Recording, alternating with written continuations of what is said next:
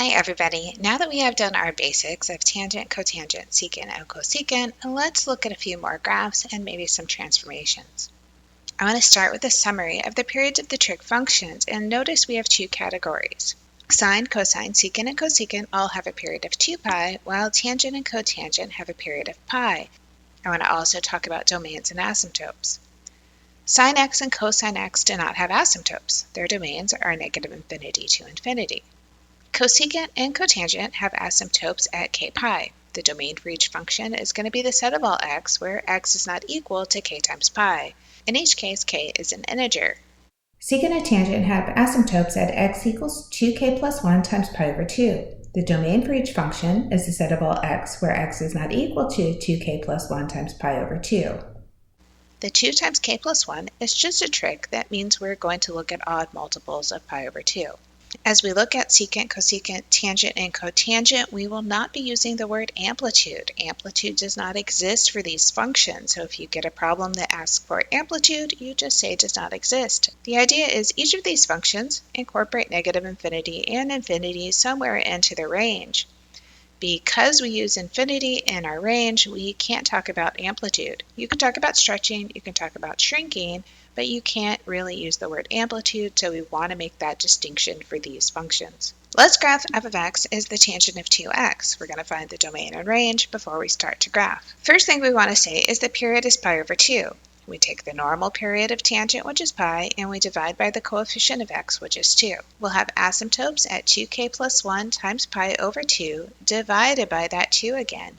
This means we have asymptotes at 2 times k plus 1 pi over 4, and you should always see a connection between the asymptotes and the domain. The domain will be the set of all x where x is not equal to 2k plus 1 times pi over 4. The range for tangent is not going to change. It will always be negative infinity to infinity. I'll start my graph by putting in asymptotes. Remember, we're looking at 2k plus 1 times pi over 4. That means we have odd multiples of pi over 4. So I can put an asymptote at pi over 4. We can put one at negative pi over 4. Let's go to 3 pi over 4 and negative 3 pi over 4. I'm going to put a point at 0, 0 because we know the tangent of 0 is 0. If I have the tangent of 2 times 0, well, that's still the tangent of 0, so this is a good grounding point for us to start with. We know that the tangent of pi over 4 is equal to 1, but because we have the 2x in our function, we divide pi over 4 by 2, which is pi over 8. This is at pi over 8, I would have 1, and at negative pi over 8, I would be at negative 1. This lets me connect the dots. We can repeat this a few times to give us our general graph. Next, let's take a look at f of x equals 3 times the secant of x, and g of x is the secant of x plus 3. What I want to do here is differentiate between having a multiple of 3 in front of the secant and adding 3, which is just going to do a vertical shift. Because I don't have a period change, I know that my asymptotes occur at pi over 2. That means I'll also have an asymptote at negative pi over 2. I'll have an asymptote at 3 pi over 2, and one at negative 3 pi over 2. And we can do the same thing to both graphs. For 3 times the secant of x, I need to multiply by 3. Generally, the secant of 0 is 1, but 3 times 1 is 3, so I have the secant of 0 is 3. The secant of pi is negative 1. Negative 1 times 3 gives me negative 3. I could do a similar thing to negative pi. The secant of negative pi is negative 1, so negative 1 times 3 gives me negative 3. Remember, I have these curves that go up and curves that go down. When we look at the secant of x plus 3, we think about moving the graph vertically up 3 units. We can put in a midline at y equals 3. Thinking back to the secant of 0 being 1, 1 plus 3 puts me at 4.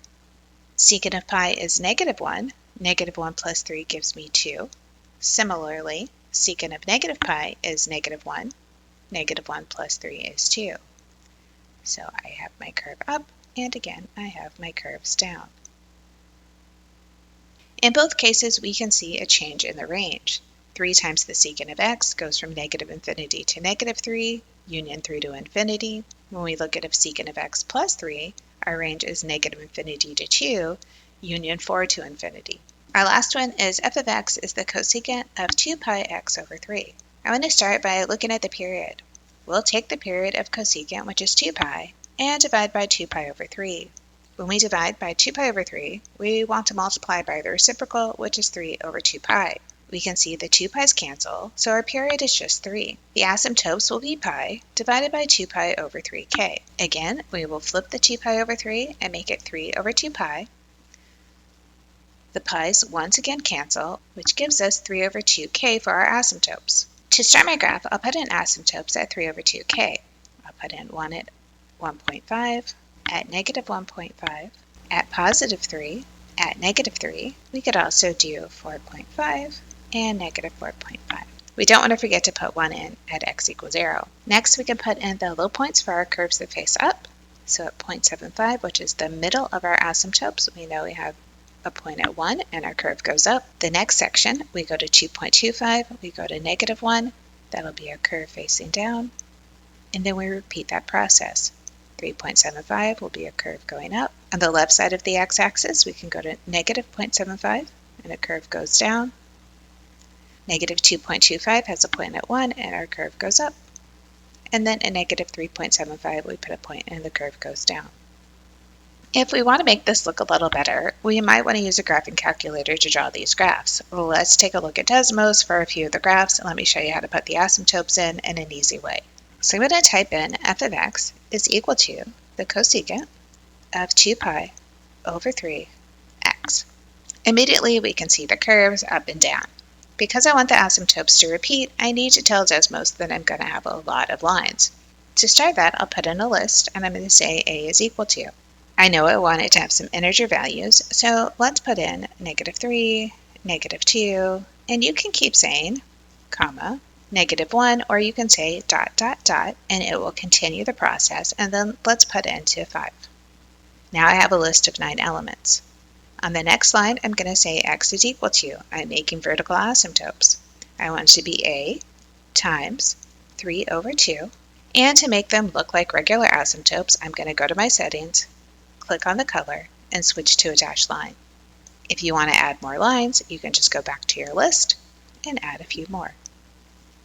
Let me show you that one more time. Let's go back to our 3 secant of x. I'm going to change the settings and have the steps go in pi over 2. Again, I can put in a list of values. I know my asymptotes happen at odd multiples of pi over 2. If I want to keep things easy, I could just put in a bunch of odd numbers. So let's say I go negative 5, negative 3, dot, dot, dot, and then let's stop at 5. Then I can ask Desmos to put in vertical lines at x equals a times pi over 2. Like before, I'm going to change the setting, click on the color, change to a dashed line, and let's put these in a different color.